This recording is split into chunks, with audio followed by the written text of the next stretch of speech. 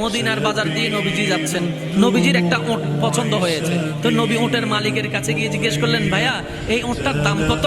ওই দামাদামি হলো, নবী সে দামে কিনতে রাজি হলেন, কিন্তু নবীর কাছে তখন অর্থ ছিল না। তখন নবীজি ওনাকে বললেন, আপনি আমাকে ওঁটটা দেন, আমি এখন গিয়ে আপনার সেই প্রাপ্যটা পাঠিয়ে দিচ্ছি। ওঁটের মালিক ওনাকে ওঁটটা দিয়ে দিলেন।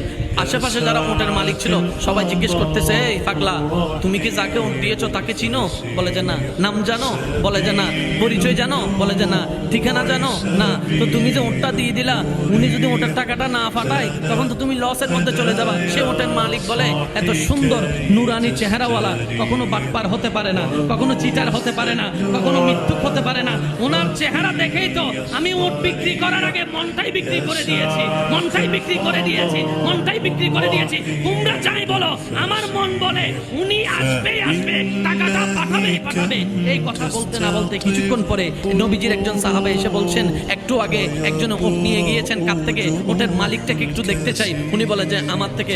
তো উনি বললেন, আমাদের নবী আপনার থেকে ওটটা নিয়ে গিয়েছেন, ধরেন ওটের টাকাটাও দিয়েছেন, আপনাদের খাবার জন্য কিছু খেজুরও হাদিয়া পাঠিয়েছেন, খেজুরও হাদিয়া পাঠিয়েছেন। ওই ওটের মালিক বলে, ভাইয়া টাকাটাও রাখেন, খেজুরটাও রাখেন, আগে আমাকে ওনার কাছে নিয়ে যান। আমি ওট বিক্রি করি নাই, আমার দিলটাই বিক্রি করে দিয়েছি। ওনার চেহারা মোবারক দেখে আমার মনটাই পাল্টাই গিয়েছে, আমি কালিমা পড়ে মুসলমান হয়ে যেতে রাজি আছি। সুবহানাল্লাহ।